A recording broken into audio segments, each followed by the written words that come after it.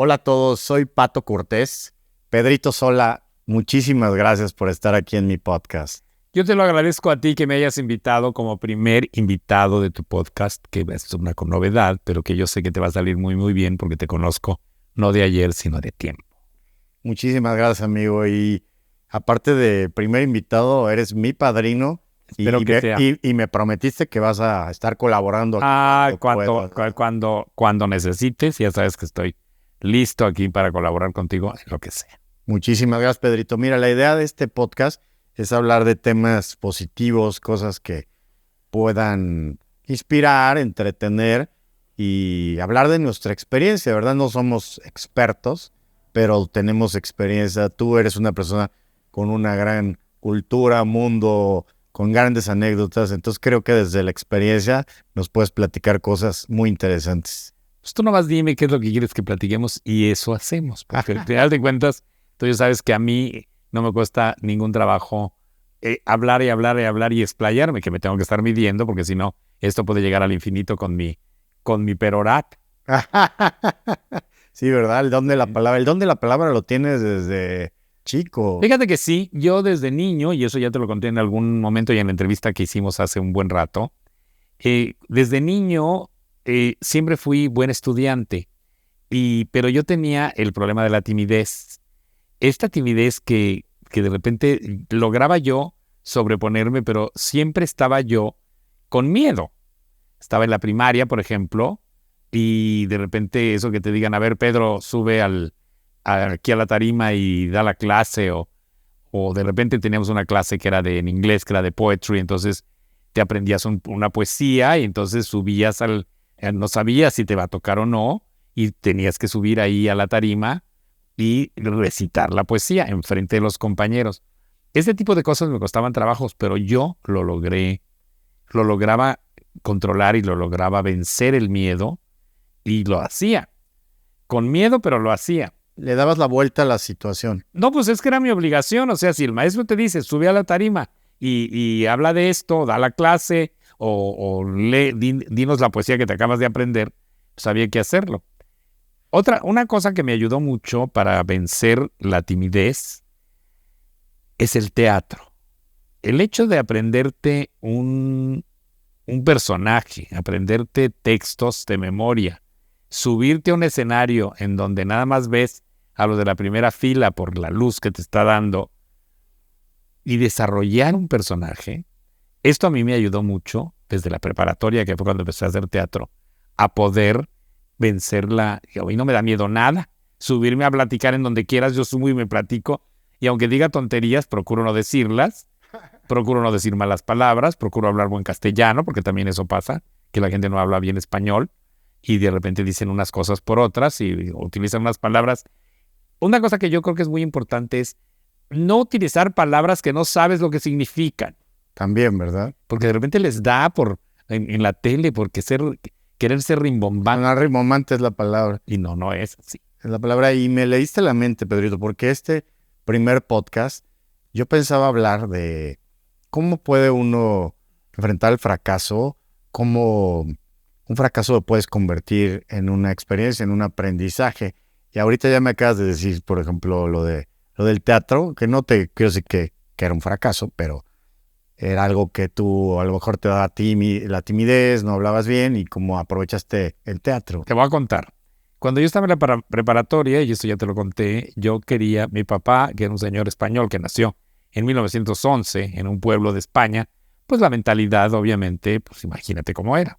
Aunque era un hombre con una gran inteligencia y una claridad de mente brutal, pero pues al final de cuentas tenía sus ideas arraigadas de su formación familiar, profesional y de su formación de vida en España en aquella época. Entonces, cuando yo estaba en la prepa, él me preguntó qué es lo que yo quería hacer después de la preparatoria. Y entonces yo le dije que quería ser actor, porque en la universidad hay una carrera en la Facultad de Filosofía que se llama Licenciatura en Arte Dramático. Y es lo que yo quería hacer. Mi papá obviamente me dijo que eso de ninguna manera, porque yo tenía que ganarme la vida, porque él no era rico y no podía yo vivir porque el teatro no paga. Efectivamente, no. Algunos que otros, pues sí, les va muy bien, pero en general los actores no les va nada de bien. Entonces yo decidí ser economista. ¿Por qué quise ser economista? Te voy a decir por qué. Porque el horario de la carrera, cuando yo la estudié en la universidad, en lo que era la Escuela Nacional de Economía, era de las 7 de la mañana a las 11 o de las 8 de la mañana a las 12. Entonces yo tenía todo el día para hacer teatro, que es lo que a mí me gustaba. No, obviamente no era como arquitectura, que tenías que, los arquitectos ya ves que se pasan las noches enteras haciendo los planos y tienen que ir mañana y tarde, igual los ingenieros o los médicos o los químicos. La facultad o la Escuela de Economía en aquella época era muy fácil.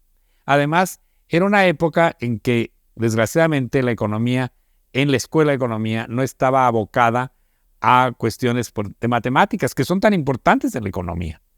Entonces era muy rollo filosófico de la economía, el socialismo y el comunismo y todo este rollo que al final de cuentas me sirvió para instruirme en la vida, pero que para la práctica de mi trabajo como economista no me sirvió de nada. Entonces, una cosa que puede ser un fracaso es que alguien estudie algo que no le gusta, o sea, que no tuvo el valor cuando ya estaba en segundo o tercero de la universidad, de la facultad, decir, no, pues esto no quiero ser. Entonces, cambiarse a iniciar otra vez desde el primero, eso puede ser un fracaso. Si lo logran vencer, en el sentido de que se cambian de universidad, se cambian de carrera, pues entonces, a lo mejor ni siquiera esa segunda carrera era la que querían y también puede ser un fracaso. Lo que hay que saber es aprender y valorar y ejercer.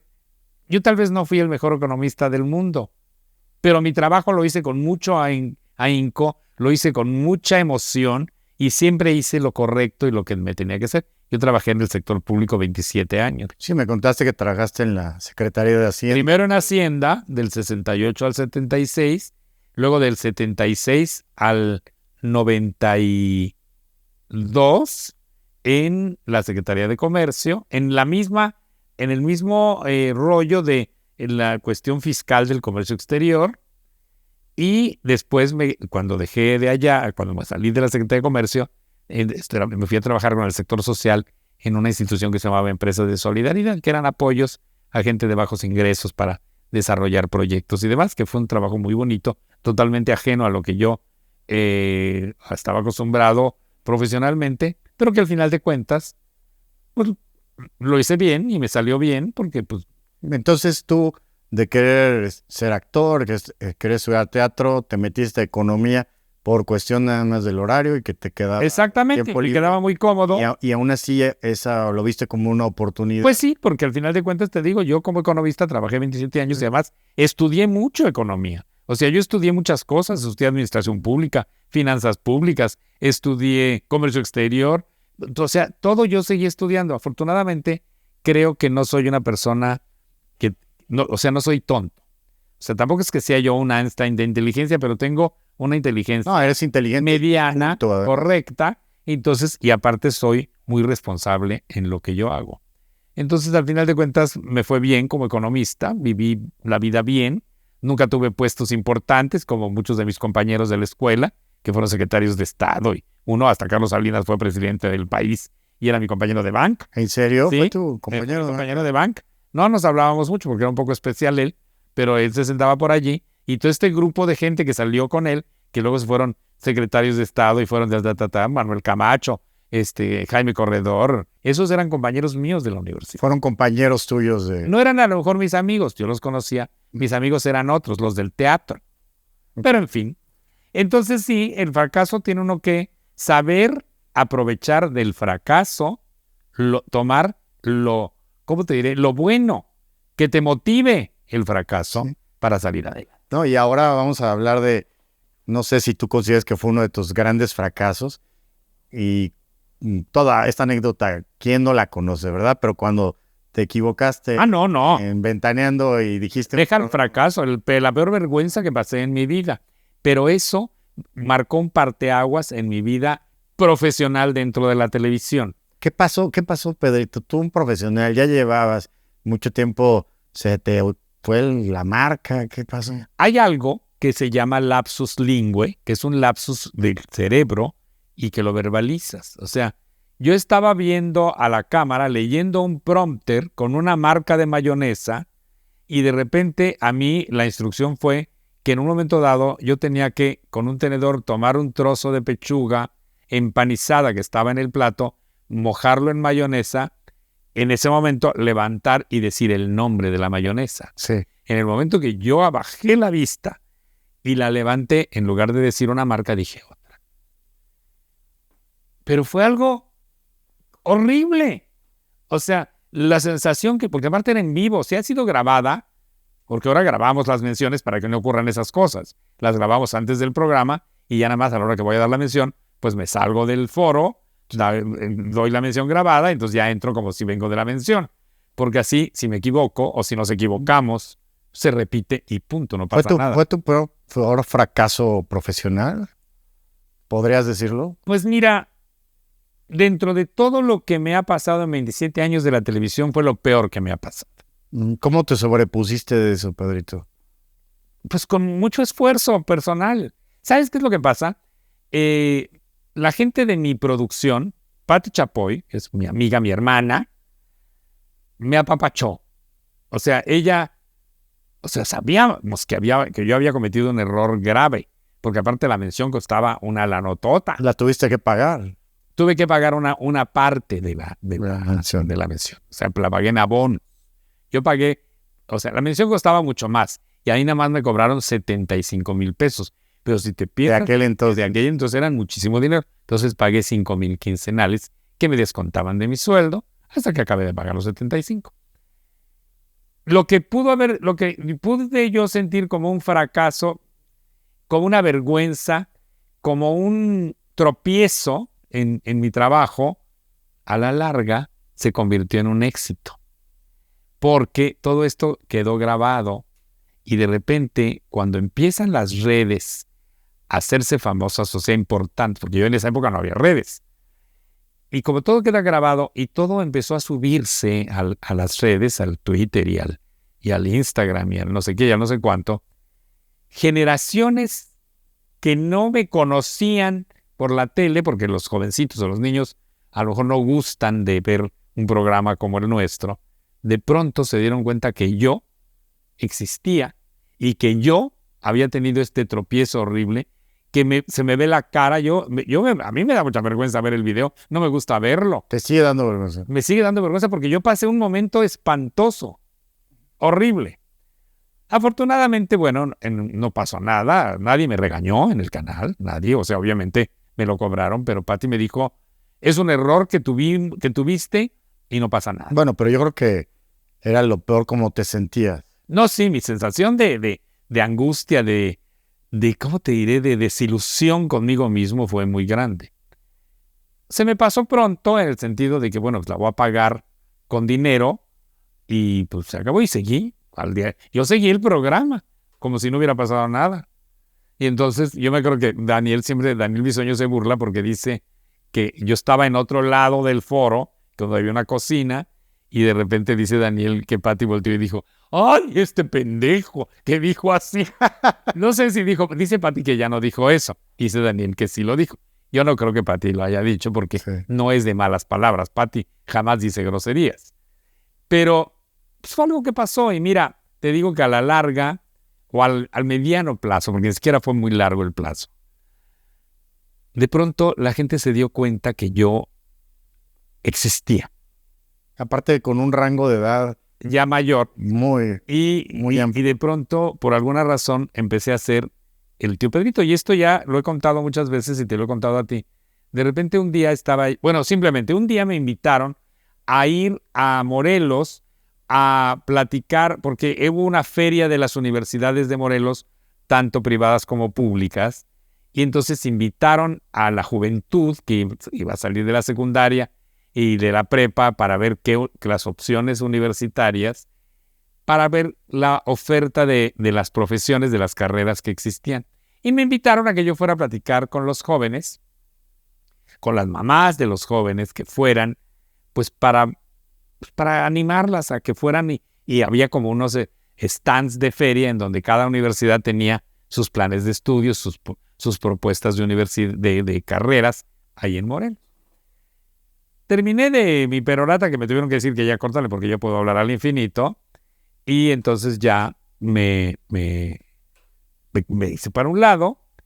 Cuando terminó todo esto, de repente la gente se vino hacia mí, pero se vinieron los chavos, los jovencitos. A pedirte fotos, a saludarte. Y aparte, la cara, o sea, la expresión de verme así como, ay, no sé, rarísimo. Yo decía, ay, pero ¿qué pasa? ¿No? Porque eso nunca me había pasado, porque en general... O sea, la cara de asombro de De conocerte. asombro de tenerme en persona, porque al final de cuentas, el público que yo tenía cautivo eran señoras, Sí. señoras que me veían como, pues, un señor que también así de cierta edad, que platicaba de chismes y de novelas y de lo cosa de la tele.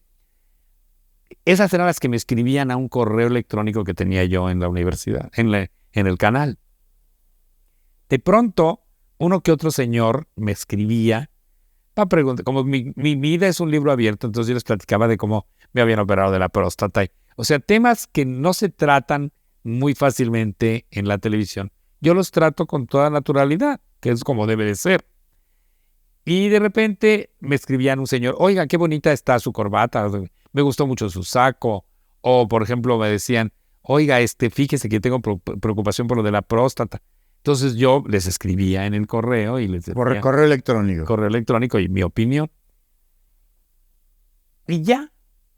Y bueno, algunos amigos que tengo hasta la fecha, porque de repente, también como yo he sido abierto en relación con mi orientación sexual toda la vida, pues de repente uno que otro me escribía alguna gente de la comunidad LGBTT, que ahora así se llama, en aquella época no era así. Hay muchos de estas personas que me escribían, son mis amigos que muchos ni siquiera los conozco en persona, porque no viven aquí. Viven en Tijuana, viven en Guadalajara, viven en Tampico, viven... ¿Y has hecho amistad con ellos? Por correo y luego por el WhatsApp, cuando salió el WhatsApp. Como antes, que se hacían amistades por carta, ¿no? A los pen pals, que eran tan famosos cuando yo era niño. Sí. Yo tenía amigos que vivían en Estados Unidos, tenía yo una amiga. Sí, los pen pals, me acuerdo. Y tenía yo una amiga, pero esperabas la carta con ansiedad. Claro. Escribías la carta, en lo que llegaba, en lo que la recibían, en la leían, o sea, tardabas un mes y medio en recibir una respuesta. Ahora la inmediatez. La inmediatez. Entonces eso a mí, aquel fracaso del que estamos hablando, resultó en un éxito. Se convirtió. Se convirtió en un éxito ese fracaso. ¿Y qué dirías a toda la gente que nos esté escuchando? ¿Cómo pueden ellos, cuando aparentemente es un fracaso, cómo pueden pensar que eso se puede convertir en una motivación o en algo que les dé un éxito, un aprendizaje? En esta época de la vida, los matrimonios ya no duran nada. Yo no sé tú cómo sería tu vida de familiar con tus papás. Mis papás, terminó el matrimonio cuando mi papá se murió. Porque así era, o sea, la gente se casaba para siempre. Sin embargo, tuve una abuela que se divorció del marido porque el marido era mujeriego y mi mamá tenía 11 años. Y ellos vivían en Tampico y cuando vino a hablar con los papás que se iba a divorciar, los papás le dijeron que de ninguna manera, como que se iba a divorciar, como que iba a ser una mujer divorciada, porque era horrible. Entonces, los matrimonios duraban y sobre todo porque no hay lo que yo llamo la tolerancia. Uno tiene que tolerar a la pareja, en este caso los matrimonios, tienen que tolerar el cambio paulatino que va sufriendo la personalidad de cada uno en el tiempo. Obviamente no le vas a tolerar, una mujer no le va a tolerar al hombre golpes, ni maltratos, no, eso no se puede tolerar. Pero los matrimonios duran muy poco. Entonces hay un fracaso del matrimonio. Entonces, pero el fracaso es porque algo sucedió que no está bien.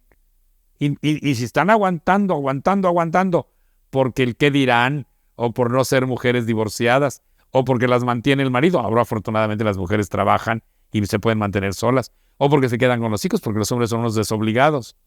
Es terrible, pero ese fracaso se puede convertir en algo importante si la mujer sale adelante, se envalentona en el caso de las mujeres, igual de los hombres, porque también hay hombres que sufren mucho en los matrimonios porque hay unas mujeres horrorosas, igual que hay muchos hombres horrorosos en el trato.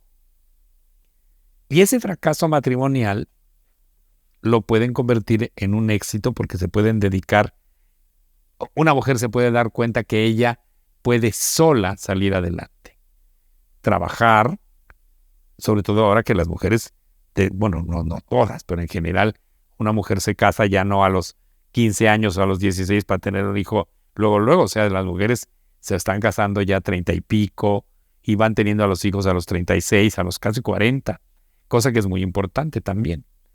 O sea, no engancharse en una vida, porque además ahora ya la capacidad del ser humano de vivir mucho, pues ha crecido mucho. O sea, ahora ya los hombres que más o menos se mueren en promedio a los 75. Yo cumplí 76 y no me quiero morir. Y las mujeres como a los 78. Pues fantástico, Pedrito. No, oye, es que se mueren, ¿no? Entonces, pero en promedio, pues la gente vive los adelantos médicos, pues todo lo que va siendo el progreso va ayudando a que la gente vivamos más, los seres humanos. Entonces las mujeres pueden tener tiempo. Y otra cosa, también, de repente antes, para una mujer era un fracaso no casarse. Sí. ¿No? Eso no es un fracaso. Puede ser una opción que esa mujer decidió y vivir la vida soltera o vivir la vida con una pareja amante que no vive con ella, que no le tiene que lavar los calzones, ni tiene que servirle el desayuno en la mañana. Él vive en su casa y ella vive en la suya. O las mujeres que no tenían hijos. Ahora las mujeres por opción pueden decidir no querer tener hijos nunca. Porque no es obligación de la vida tener un hijo. Claro. No es un fracaso no tener un hijo. Es una opción. Entonces, ese tipo de lo que antes se llamaba el fracaso, que se llamaba las familias, pues fulanita no se ha casado a los 25, no, pues ya es una vieja quedada. Sí. O sea, así lo consideraban. ¿No tiene hijos? No, pues claro. Pues digo, Enrique VIII a la mujer Catalina de Aragón la quitó y cambió una religión de un país porque no se podía divorciar de ella porque nunca le dio un hijo. Y luego se casó con Ana Bolena, que adoraba, y luego resulta que tampoco, ¿verdad? Porque la mujer tenía abortos cada 10 minutos. Y entonces la mandó matar porque le inventaron unos chismes a la Ana Bolena y se casó con Seymour, con la Juana Seymour. Entonces, digo, eso era una época, pero eso era en los 1500. Entonces ahora lo que podríamos decir es que el fracaso no necesariamente es un fracaso. Puede ser algo Tiene que aprender a sacar provecho del fracaso. O a lo mejor darse cuenta que no es fracaso. Es simplemente algo que uno vivió. Un bache en la vida. Ajá, o a lo mejor es como un cambio de mentalidad, como tú dices, ¿no? Antes era el que no tenía hijos, no se casaba, un fracasado. Antes se veía así y ahora darse cuenta que no lo es una opción de vida. Entonces ya nos platicaste, Pedrito, un fracaso que has tenido laboral, a lo mejor cuando eras estudiante. Mira, yo por ejemplo, durante mi época que fui economista y que trabajé en el gobierno, fui teniendo puestecitos, cada vez uno mejor que otro, fui subiendo en el escalafón, simplemente por mi trabajo, o sea, porque era yo un buen empleado y pues porque sacaba la chamba.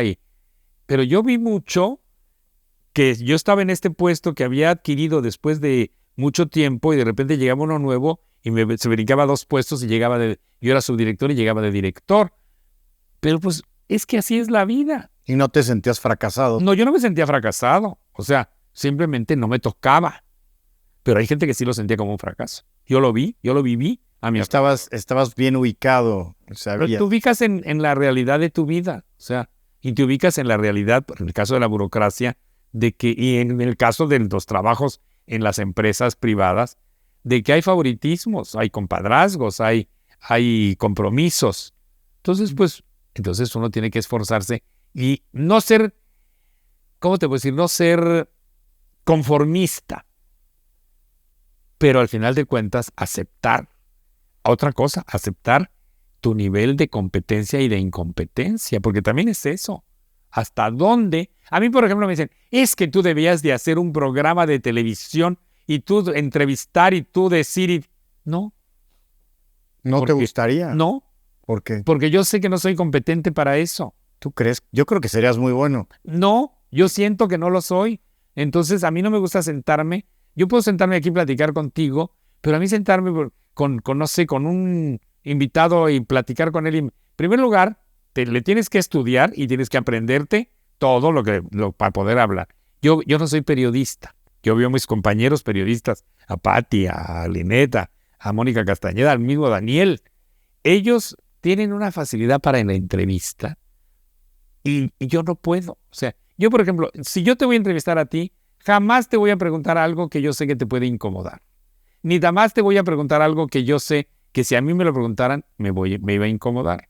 Sí. Entonces, y los periodistas no. Los periodistas son de los que meten el puñal. O sea, entonces, por lo que me dices, es algo que primero no te gustaría. No. Y a lo mejor conoces tus límites. Pues es lo que se llama el principio de Peter, que es el nivel de la incompetencia. Yo sé que soy competente estar sentado en Ventaneando y platicar, y yo no tengo la responsabilidad del programa, yo tengo la responsabilidad de mí mismo.